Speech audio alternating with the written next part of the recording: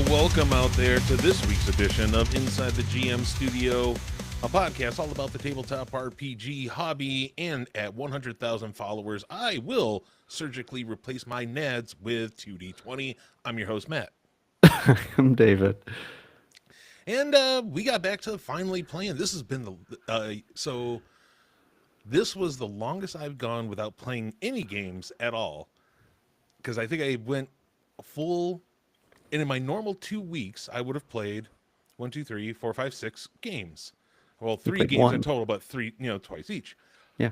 And we weren't playing our game, and none of my other games were getting together, so it felt good. And I'm very, very happy that our D&D game is finally on the Matt arc. My character is we're going to the homeland, and it's going to be all about me for a while. And that's all we're going to talk about on this show is me and my character. Yeah. Well, I maybe you've noticed I'm trying to pull in some of the character backstory stuff. I was waiting for it to get to a terminus in the plot where it was going to kind of bleed out into the bigger world, and now this adventure is going to try to pull on some of the character backstories. It'll be more in line with the previous adventures where we'll have some travel and some role playing and then punctuated, combat encounters that are in some way plot relevant, but then it shouldn't be nearly as much of a grind as the previous adventure, and in which case it'll probably be one shorter. Level 7 will probably come easier because, by my estimation, by experience point count, you guys are probably already at level 7. Yeah. So, unless you really shit the bed, you could conceivably not even have earn another single experience. If you got through everything in like a role playing sense for this whole adventure, I would probably still give you a milestone. I don't anticipate that happening just because, fights do shake things up. But yeah, I was kind of waiting for after that adventure to pull on some stuff with your backstory, Patrick's backstory, Beto's backstory. Cody's backstory is a little more difficult to incorporate. So, but his is a little more present with him, because he has Right. like this sword or whatever that has like the soul of his departed wife in it, and that's a neat concept. So I'm hoping that he's just kind of along for the ride. I was trying to figure out a way to make it relevant. I was a little worried you were gonna be like, okay, I just gotta go and see you guys later. It's like, well, but then you could take him with you. Like, it's trying to make that situated so that you could all go together because it's all relevant. So that was the real challenge in writing the first chapter here, which we're not quite to the end of. I think once you arrive at your estate, that'll probably be the first end of the first act, so to speak. There's already been an allusion to Patrick meeting with his Harper handler, Beto going home, and you going home once you arrive there. That'll kick off the second act. But I wanted to leave it on a cliffhanger, so we had this sea battle that is going to play out. I thought it was a good cliffhanger, so I figured I'd just leave it there. You've had It's some pretty. fucking bangers for cliffhangers recently. I've been pretty satisfied with them. Pretty much all through the last dungeon and pretty much all through the last adventure, I thought I did a pretty good job with most of the cliffhangers. I think it's because you're not trying to push yourself anymore or push for time. You're willing to cut if it's a half hour. I think even one there was like we were like 45 minutes early, and you were still like, "This is really good for a cliffhanger. I want to end here." Because I knew I couldn't get to another thing that was going to be an appropriate cliffhanger. I'm also just getting better at pacing the adventures and knowing how much to kind of nudge the party, how much to kind of let the party do its thing without hurrying it or having it drag out. Sometimes you try to give the players space and everybody's just kind of sitting there quietly like, oh, I don't know, I'm just gonna like wait for the next thing or whatever. It's like, okay, so it's a little bit better paced, I think, and I was pretty happy with the way there was a little bit of dialogue with the party. There was a little bit of kind of high level exposition. There was a combat encounter, a decent cliffhanger, and some kind of information gathering, what you call Yeah. legwork. Mm-hmm.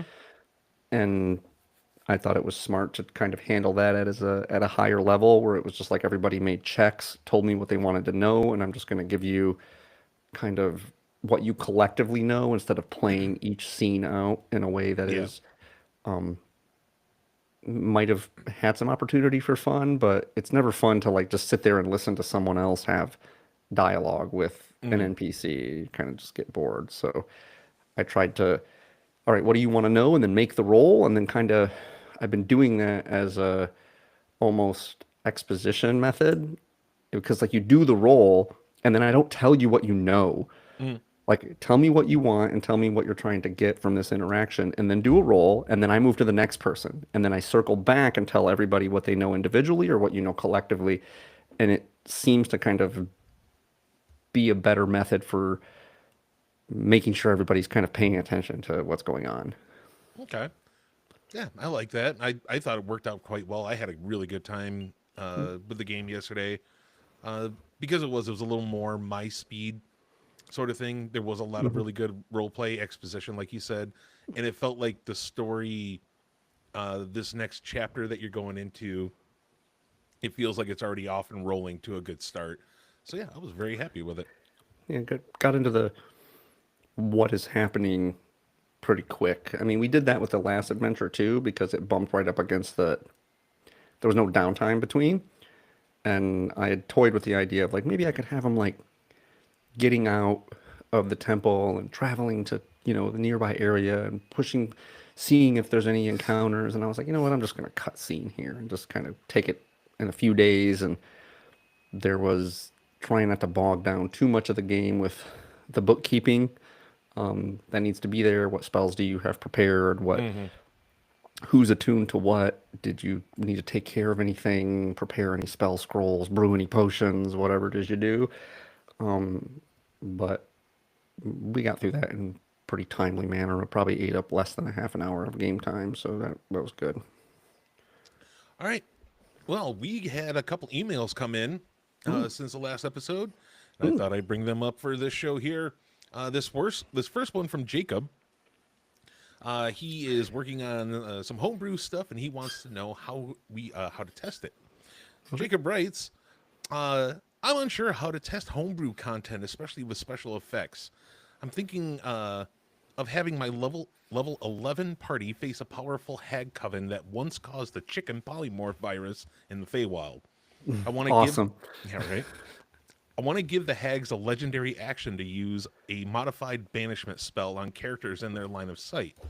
If a player fails the saving throw, they are banished to the material plane for one turn before returning to their original position.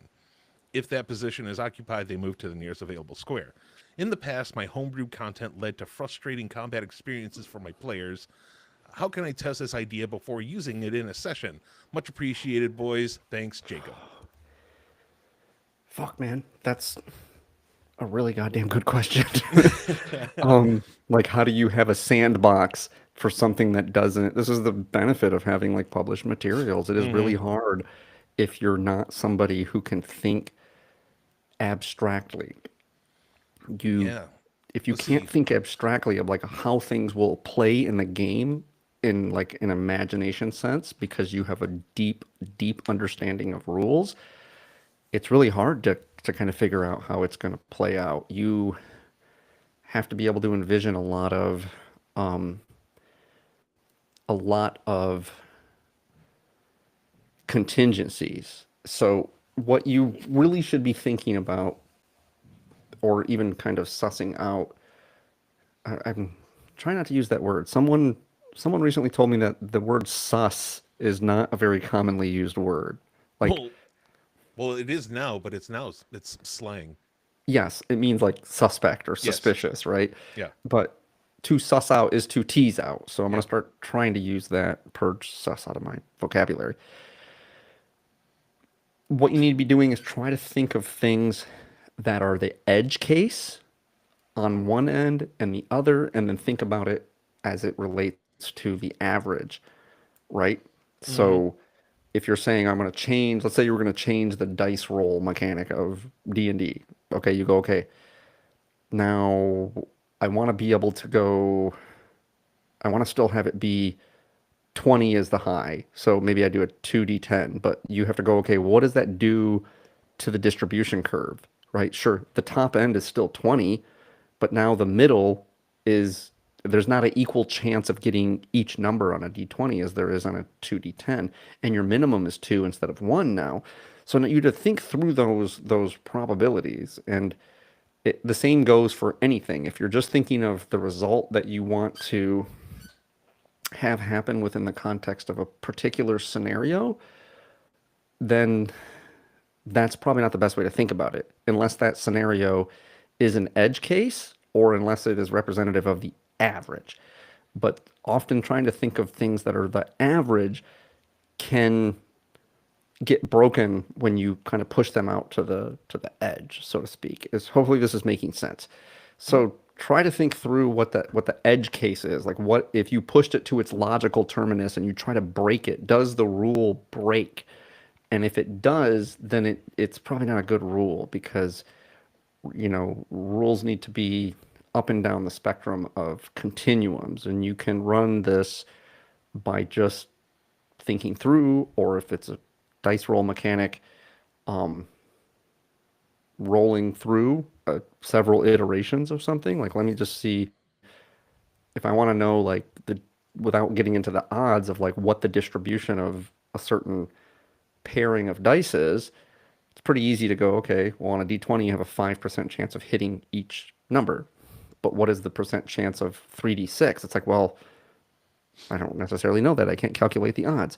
But if you're just trying to get a normal distribution, then just do 100 dice rolls and Mhm. see what the distribution looks like. 100 is usually probably going to be enough. And so then you would have an idea of like a set, and then you could base a mechanic around the set or establish whether the mechanic is appropriate. This sounds like he's trying to get the coven to use banish as a legendary action or layer Yeah, action. as a legendary action.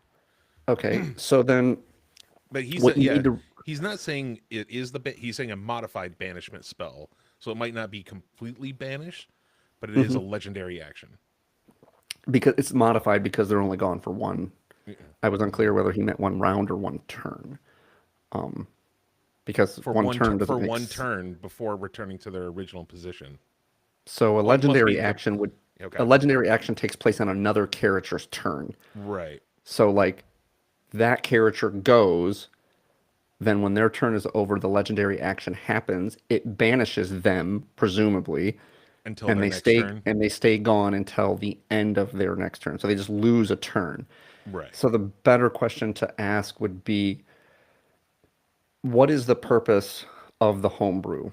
And he seems to be alluding to the fact that he had some homebrews go, I think his word was horribly previously. Does he illuminate why they went so poorly? Yeah, in the past, my homebrew content led to frustrating combat experiences for my players.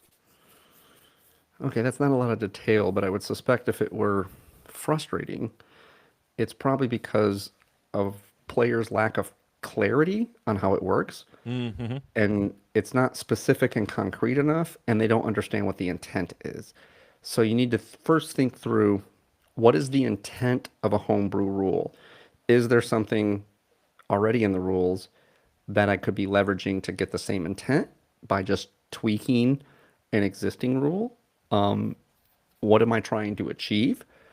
Then, if you can't do so within the parameters of the rules as written already, then you might want to consider a homebrew rule. But you also should try to use the rules that are already in place as a kind of scaffolding, a guideline. If you go too outside the bounds of what's already there, it'll seem too foreign to the players. And then you're kind of in the business of being a game designer. And frankly, none of us individually are good enough at that to really do it in any way that is doing it right. I have a lot of homebrew rules in my campaign, but a lot of them are just minor tweaks to already existing rules. I changed drinking a potion from an action to a bonus action, actually to a use object. I don't think that breaks the game. the intent is to allow players to have some access to healing in a more expeditious way, and realize that if you're stacking intents, for instance, things have a ripple effect. I have a lot of things in my game that are homebrew rules, and their intent is to allow the party to survive more. So I have this thing about healing potions. I have this thing about the party taking short rests at a more crunched time than they normally would be able to. I have a thing that allows a second wind option for them to get temp hit points. And these all have the same intent, right? And they're not very big things, any one individual thing, but they compound over the course of the campaign. And the reason that I did that, because I was thinking through, I want the combat encounters to be much more challenging. And so I was trying to make them more challenging and more deadly, and I realized that in doing that, I might err too much on the side of it being difficult, and in which case, I need to give the party some options at their disposal. If you have a bunch of homebrew rules that are have different intents, then you need to be looking at each of them individually, how far they stray from the already in place rule, and then you have to have a little bit of an imagination to understand over a long arc what the implications are. Unfortunately, there's no great sandbox for doing that over like an entire campaign, which is why you Hmm. should always approach homebrew rules with some modicum of caution. You have anything to add to that so far, Matt? So I would go through and yeah, because there's no calculator for something like that. It gets really kind of tough. You got to look at examples, especially with D&D, because of the way that D&D is made with their monster stats and their actions that they can do. Mm-hmm. Uh, so like I was just trying to look for other creatures that can possibly banish as a legendary action, and I found Yep. like the Molly Diaz, which is a demon. Challenge rating 21 though, Yeah. uh, but it can as so three legendary actions. It can cast a spell from its innate spell casting, and it doesn't have banish, but it does have teleport and imprisonment, which are roughly close. They're not. They're definitely not the same, but they're close. They're So yeah, the spirit of them is the same. right, I would look at stuff like that, and he's got a. It's a my level 11 party, Mm-hmm. so he's talking about they're all level 11. A hag coven is around challenge rating 5 6. Depends on the type of hag. Yeah. Night hags are more strong than green hags, or more strong than anise hags or whatever. So So I'm guessing with a coven, um, if there was just if they all worked together as a legend, if they like the coven itself had legendary action of a banish spell like that, then I'd say that would work. It could work out. And it's of course, you have to legendary actions you can only use 3 times. I don't think I've ever seen any creature that had more than 3 uses of legendary actions. well, you have to go again, kind of go to the intent of what a legendary action is. Legendary actions are typically for solo monsters or for small groups of monsters. I'm unaware of them ever being for anything that wasn't a solo monster. They're Hmm. typically solo monsters. Yeah. And the reason that that is that even if they have multi-attack feature, the legendary actions are there to give them extra actions to compete with the action economy of an entire party. And then so you layer actions on top of that, then what that is to try to tip the scales because it's recognizing that a beholder, even if a beholder gets like, 5 attacks or whatever, that a party of 5 or 6 adventurers are going to get like, 8 to 12 attacks on it. Yeah. And they're all focused on one target. The beholder's contending with a bunch of targets, and so Hmm. his concentration of damage on any one target's not as likely. Yeah, I could go with So, that. right, That's why I right. was And thinking of so, like the coven itself is like one creature itself. yeah, and I think that's perfectly fine to look at it like that, but it's also things that are things that do AoE, for Hmm. instance, they're more potent because it allows them to contend with a bunch of the party, especially especially things that are burst attacks, or what do they call them in um, fifth edition? They're not burst attacks; they're cone attacks. Hmm. Cone attacks, and what's the other one? There's a cone, Line, and then there. What's that? line. There's cone, there's line, there's sphere, there's cylinder, but then what's the blast? Yeah. It's like a 3 by 3 square or something. Hmm. Those are good for creatures because the party is going to get right up on them and they can use them to cast a variety of things. The banish seems to be kind of in the spirit of more of a controller sense, which it's not giving the hag coven an extra attack. It's hindering the party's ability to have one party member for a round. So, what are the waves that that's going to create by just plucking one player out? Mm-hmm. Especially if it's more of an automatic thing.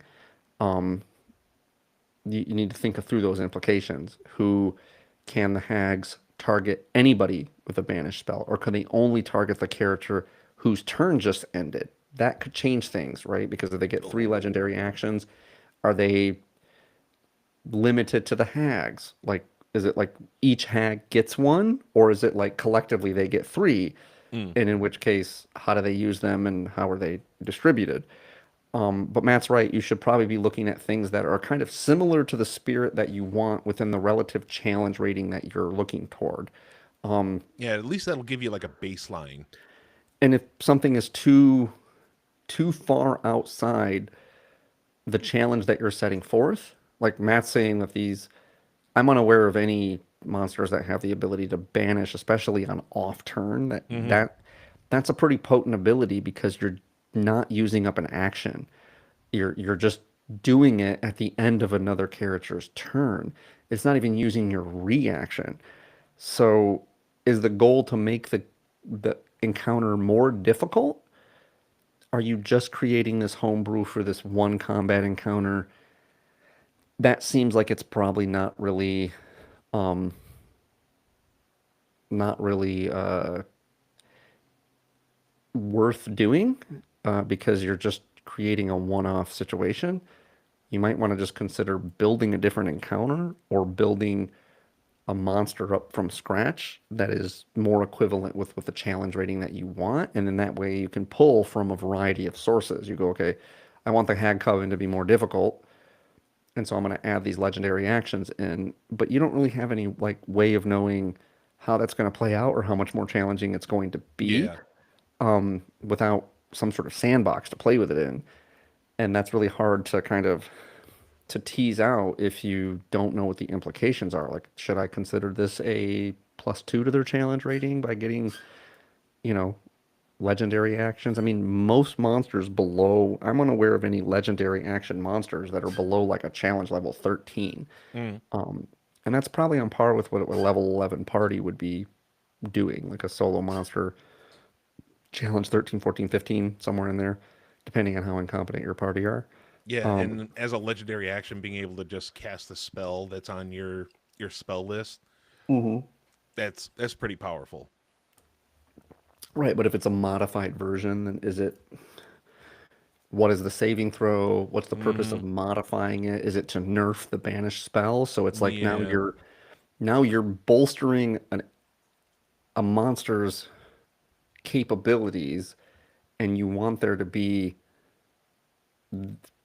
to bolster it, but then you're using a nerfed version of the spell. So it's like you're up and you're down. And when you do that too much, you kind of start to lose you start to kind of like lose the baseline for which you're nothing grounds the mechanics. And if your players have been frustrated, I suspect it's that phenomenon. Like if they don't know how something works, why it works a certain way, what the application is for it, for you to suspend the rules, then they kind of get frustrated because they just don't know. Like, okay, I just feel like I'm like in this tailspin of mechanics that you're just tinkering with and adjusting all the time. The benefit of the mechanics, I've said this before, is they ground the game in a sense of autonomy for the players, and they're a safety net for them. You start tweaking them too much, and they're not likely to think that that goes that well, and it Mm. seems like you're doing it to serve some drive that you have and not to make the game more fun for them. And you can't lose sight of that when you're running the game, that if it's not contributing something to the player's enjoyment, you should be able to do that within the rules that are given, or slight modifications that are just a little off base from something that don't deviate too far if you have a good understanding of the purpose for which you're altering them. Yeah, I would say if you want to do something just kind of different, maybe instead of a legendary action, uh, perhaps it could just be more of something that they can see, like a trap of some sort throughout the battlefield, where the players can use a bonus action, or hell, if you're like me, I'm playing an inquisitive rogue. They have all sorts of bonuses to being able to spot shit. So Hmm. what are those little bags that they have? The hex bag Yeah. that the hags have. Perhaps they have to find these because if you step in a, in a tile where they move, where you move to, maybe then the banishment spell goes off after a certain amount of time. But if I think it's a cool idea that this coven is like working on this spell, being able to banish these people away. Uh, but I think you got to give the players a chance to, if you're going to have it that frequent, you got to give them a chance to be able to stop it beforehand, or at But least try to, get away from it. sure, but there could also be another workaround that's probably better, which is he seems to want to have this idea of banishment. Mm-hmm.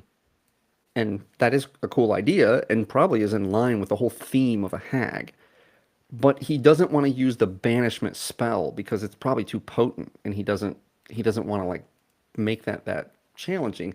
So you really just need to think through, well, what am I trying to achieve? And is there another spell that achieves it? You're trying to remove the party from a party member from combat for 1 round, right? The flavor of it doesn't really matter. Find a spell that just takes a player out of the combat for like 1 round. Find a power that a monster has. It doesn't matter if it paralyzes them. It doesn't matter if it like puts them to sleep. Whatever the flavor is unimportant. Look at that mechanic and how it works. Like, oh, if this player gets hit with this power that a monster has, they need to make a DC 16 charisma saving throw. And if they fail that, they're stunned until the end of the monster's next turn. Okay? That means they're just ostensibly out of the combat. Now, you could flavor it that they disappear into some like extra dimensional space or something, Mm-hmm. but really what you're trying to achieve is just that they're out of the fight. And so try to look at things that try not to be too hemmed in by the idea that it's a banishment spell, and then modify the banishment spell for what it is you want. If you're too far off base there, you're better off modifying the flavor of another spell that's in the spirit of what you want by using that scaffolding. Like it doesn't really make a difference. Like if you're like, oh, I want to have some spell where the character has like these tentacles shoot out, and they each like, the monster like shoots out all these tentacles in a variety of different directions, and they hit each of the PCs individually and cause damage. And you're like looking at all kinds of other like monster powers, and trying to like cobble together something that seems like, well, I'm looking at the Roper's attack, and how can I modify the Roper's attack a bunch? It's like maybe you could just use the Flame Ray spell and just go, what are the mechanics for a Flame Ray spell? They each get attacked individually, they each do this much damage. It's a first level spell. That's on par with what I want. I'm just going to flavor it like it's tentacles instead of fire rays, and they're going to Yeah. cause slashing damage or whatever instead of fire damage. And it doesn't really matter what the actual texture of it is for the most part, except maybe with damage type or something. But try to think of the something that achieves the spirit of what it is that you want, and move the needle as little as possible. And if that's just flavor text, then all the better. All right, Jacob. Well, there's some couple ideas. Let us know what you think. If any of this worked out for you, or if you went with something completely different, because I'd like to know. Oh, so would I. Next email from Noah. You know, Noah writes, I'm facing an interesting dilemma in my open world campaign, which I've been running for about a year. Okay. The players provided their backstories, which I incorporated into a plot involving a criminal syndicate that secretly serves a cult worshiping a long lost dark god. Cool. They've encountered assassins, dark druids, and corrupted merchants, illustrating the group's dangerous influence. The issue arises from how effective I've been in showcasing this danger. Throughout levels 1 to 3, at least one player fell in every combat encounter, though none died. Surprisingly, they enjoyed the challenge and described it as some of the best combat they've had. As a result, I maintained a similar difficulty level. In the current story arc, the players are seeking one of the syndicate's strongholds, but their motivation seems to be simply to warn the group, to simply warn the group and then explore the world without interference. This is puzzling since know the group is tied to their backstories. One character even learned that her murdered parents had dealings with them. Despite these connections, their fear of the syndicate outweighs their desire for revenge. I'm unsure how to proceed. I don't want to force them into a plot they're not interested in, but it feels reasonable for the criminal group to keep appearing in their travels since they've drawn the organization's attention. Any advice would be appreciated, Noah. Okay, we need to. He uses they this is the problem with pronouns. He uses they interchangeably, and I can't keep track of The when they is the organization. syndicate and Yeah, when the they is the syndicate. players. Yeah, he's Right, but sometimes they is the players mhm. or the characters. So like, can you s- can you encapsulate that a little bit again? It sounds like Yeah. there is a criminal syndicate that has been involved, Yeah, the and basis of it all is it seems he feels like the players are actively fleeing from the plot and doing whatever they can because they're scared of dying to the organization. And he doesn't want to continue doing the organization plot line if they're just going to continue to, go away from it. But he's like he said here, he doesn't want to force the plot if they're not interested. But it feels, he said it feels reasonable for the criminal group to keep appearing uh, since they've drawn the organization's attention. yeah, I think what you need to do is give the party some some indication that They're not going away. they can stand against the organization. So some Mm-hmm. sort of chink in the armor, some sort of like bit of intel or a moment when the PCs don't feel overwhelmed. It's empowering. And so it's you saw Rocky 4? You saw Rocky 4, right? All Everybody right. saw Rocky 4. So the Russian is set up to be this Drago, he's this indomitable steroid hopped up force, right? And everybody thinks Rocky's going to get annihilated because Drago killed Apollo. This is as hokey as the movie is. The movie does a good job of like making fucking Drago scary. Mm-hmm. He is scary, but there's this point where they're like in the second round of the bout, and Rocky is getting the shit kicked out of him, and he punches back. He punches back, and he cuts Drago's eye. And between rounds, he goes back, and Apollo's old trainer, old black guy, I don't remember what his name is, but he says to him, "See, you cut him. He's bleeding. He's not a machine. He's a man, right?" And it's like this is like you need to give a party a moment like that where they go like, "There is some hope, and we're not fleeing this shadowy syndicate that is all powerful." You need to give them some bit of intel, some sort of moment that lets them know that they can be victorious, even though they've been getting the shit kicked out of them up to this point. It will give them hope and it will embolden them. That's what you need to do. You need to embolden them because if they found the combat challenging, they're enjoying themselves. But they also don't want to be foolhardy. And so perhaps they believe that you're subtextually communicating to them that that's what they need to do. That, you need to flee. You need to kind of like go and figure out Mm-hmm. something. So they're probably seeking that. They're waiting for you to give them some information that allows them to come back to the drawing board and to punch back in some way so that they know that they can, get the smallest of fulcrums to open a big wound in this thing. And you need to give them some sort of moment. It could just be dialogue, it could be some sort of discovery, it could even be kind of a deus ex machina. It could be a battle where perhaps they have a skirmish and the party is just well positioned to just kick the shit out of these guys and not have it be super challenging. It might need require you to throw an easier encounter at them so that they know not every single minion of this syndicate is so formidable as to like test them to the limits of their metal. Because think about it in like a hierarchical sense, if the lowest rung, the lowest level minions that the party is like encountering feel indomitable, then they don't feel that they can like climb the ladder to defeating the organization, right? And so it's like if it were Star Wars and the stormtroopers were kicking the shit out of the rebels like every encounter they had, the rebels aren't likely to think they can take on Vader and the Emperor at all. They're just going to like abscond until they have a moment where they can regroup and regather and come back at the problem with increased chutzpah. Yeah. So any sort of and if the players can demonstrate some sort of grit or ingenuity or creativity or problem solving, all the better if you can incorporate that. But they likely feel like you're presenting too challenging of a villain and that they're not equipped to deal with it. I went through this a little bit. It was a little more on purpose, but in my campaign, the initial villain, who's like, the big bad evil guy of like the adventure, shows up pretty early, and the party just gets the shit kicked out of them. And that was on purpose. The party's supposed to get the shit kicked out of them.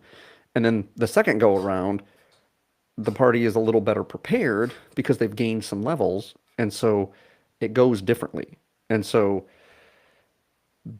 try to think of some ways you can have your PCs in a narrative sense or even in a mechanical sense kind of climb some ladder. Perhaps they discover some item, perhaps they just become aware that some of the minions are not as formidable as all that. So I guess for lack of a better word, you need to throw them a bone so that they feel as if they can take down this organization if they do the legwork. I didn't think of that. I I think I like your version a little bit better just because you had the Rocky comparison, and Yeah. I'm a sucker for a Rocky comparison. Where I was I got a thinking lot of more, those. yeah, where I was going more with like your Star Wars comparison, where I would have said more of, I would have done something like they realize that this village or these, this group of people are being, you know, taken advantage of or being, are downtrodden because of this organization, and it's up to the party to save these people and really lean towards this, this village or whatever that's the downtrodden to, like go and lean on the party more and more, doing whatever they can to be like, please, you're our only hope, or you're strong, you're so strong, we know you could do it. Where I think I like yours a little bit better. Actually, I mean, I think that's a you're tapping into something that is kind of on a similar front. What you're doing is you're giving a party a sense of greater duty, Hmm. where it's no longer their sense of self-preservation, but it's like you're the only one that can do this. And if you're afraid, then all is lost. And it's like you give that party the burden of responsibility that I mean, it kind of draws back to the Rocky analogy. Who will fight the Russian? You know, who's gonna fight the Russian? The Russians will take over American sporting if someone doesn't stand up for America, right? Who's gonna do it? Apollo is dead, right? It's like, well, Rocky takes on that responsibility and that mantle against all odds, right? No one believes that he can win. And but he's just like, well, I got to do it for America, for boxing at large. I can't let the Soviet war machine win, right? It's part of the Hmm. reason the movie is so hokey because it's like, well, he's just Rocky, which is one boxing match, is solving the whole Cold War apparently. But that scene where he cuts him, and then they cut to Drago's corner, and he's like, his trainer is talking to him, and and you realize just what Rocky's trainer is saying. He's like, you see, he's a man just like anyone else, and you can make him bleed, and he can be defeated. He is Mm, not indomitable. And they cut to Drago's corner, and they're yelling at him because he's not like dominating Rocky, and he's just like, and then Drago is like, it's not a man, right? That's a piece of iron. Like I don't yeah. know how to destroy that, right? Like he has doubt, and once he has doubt and Rocky has confidence, that's when the tide of the battle changes. If you can find a moment that crystallizes, maybe not as hokily as that, but if you can just find a moment where it's like you give somebody, the party, an indicator that the tide is changing because they have more information, they have a powerful ally, they have some sort of item, they learn something about the organization's operations or maybe even their structure that they can leverage. They just need the smallest of seams to just stick their arm through and just tear the whole thing open. Players love shit like that, at least from my experience, because Yes. it makes them feel like they're like paying attention and they're just given the smallest foothold and they'll grab onto it and it's an opportunity to be a hero. And if you can just find that moment, you should be able to inject it anywhere. I think it'll embolden your players and they'll feel a renewed sense of confidence, self-assuredness, and purpose in your game, and they'll re-engage with the plot in the ways that you want them to. I, what would you do if they didn't, Matt? What would you do if they didn't re-engage? Would you just cut that plot line? I don't have an answer for that. I'm so That's confident that they would re-engage. I know that is what I was trying to think of this entire time. Uh, was what would I do? Because I don't know if I continued to do whatever I could to get them to engage with it, and they continue to just fuck off and not. I don't know. I guess I probably would just move on because I couldn't think of anything. It's Here's the thing is Or maybe I would start a new storyline and then have it somehow go back to the weird organization. You're like, and guess what? The fucking bad guys from before are with this other one here. it's What are you a gonna do now, motherfuckers? it's a me, Wario. I'm Yeah. gonna win. it's but that I think that's players can often feel lost in kind of a sea of subtext from the GM as to whether to be conscious or cautious, and prudent and practical in a dangerous world, or whether to be heroic and bold. Mm, So I firmly believe that the players do respond to the right incentives in your game. If your players are behaving in a way that you do not like and they are not engaging with the narrative, you need to re-examine what it is you're doing. I fully concede that some players are just hard-headed and they're just fucking, they got these ideas about what they're going to do. But an entire party, if you have a fairly decent swath of players, are going to respond to the incentives that you give them in the game. If they're being overly cautious, it's because whether you realize it or not, you are subtextually communicating that that's what they need to do. And that's the that's the cautionary tale of making things challenging, is that the players can and will often end up being more cautious than they otherwise would be. So you need to provide them incentives that there are benefits to bold and mm, heroic actions, yes. and that they can have as good of consequences of being bold and heroic as the detriments of being too foolhardy. You know, Hmm. these are the pronounced consequences of being not being cautious, is it can go very poorly. So as pronounced as those stakes are, you need to have something that incentivizes the alternative, which is like perhaps the only path to success in a particular circumstance is something bold, heroic, and big, and have the PCs be positioned to succeed as much as possible. And the more you do that, the more they will feel emboldened. Mm. And it's an adventure role playing game. So I firmly believe that all players playing in a fantasy adventure role playing game crave big heroic moments where they can do grand things and affect the plot and the narrative in some way, even if it means self-sacrifice, even if it might come off as foolhardy. You're better off to err on the side of like, you need to walk a tightrope where like, yeah, if a player is foolhardy, you need to get them to understand the difference between heroic and foolhardy. Hmm. And it sounds like you're more on the other end of the spectrum now, where it's like they like the challenge, but they feel like they're just walking on eggshells, where the smallest misstep is going to just step on a landmine and blow up the whole party. And when they feel that way, they're they're not likely to take risks, and they're not likely to think creatively. They're just going to think practically. And so if you just adjust those sliders a little bit, either because they move locale, the circumstances change with the party's level, the party's capabilities, the party's information, the syndicate's situation, some sort of upheaval or some sort of structural thing that's within the organization that gives them an in. Most players will try to take that in as much as they can to like punch back against the forces of evil, because that's what the whole Hmm. concept of a fantasy RPG is all about. And if they don't engage with that, then I mean, you might have just like the first group of players in history that don't do that. Yeah, right. Yeah, this one was definitely a difficult one when I first read it, because I've never even out of everything that we've ever read, from community questions to like horror stories, I've never heard of a party just actively avoiding the plot.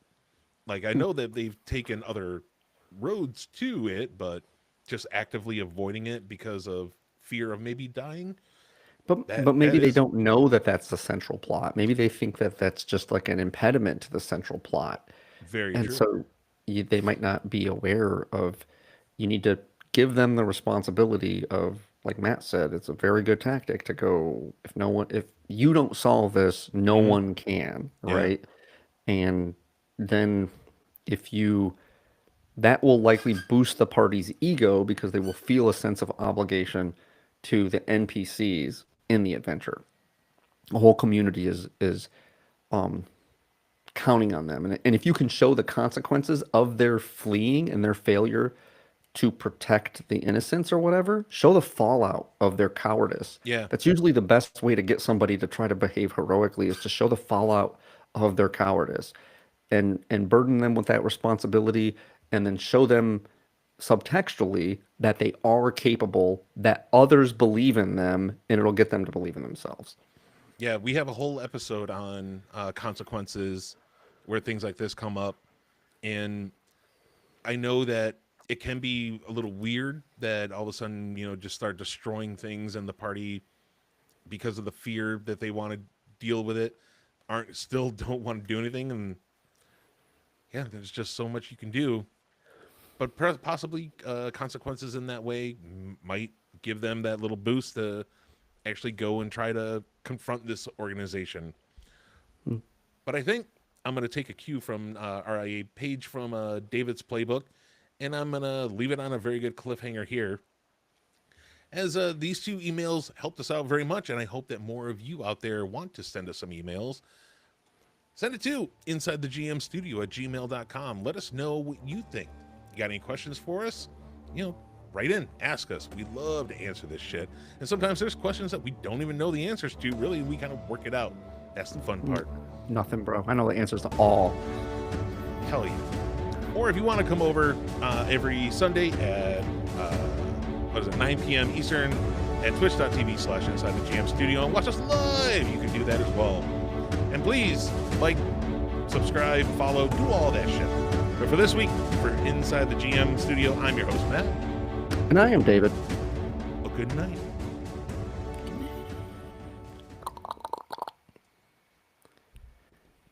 All right. Well done, sir. Yeah.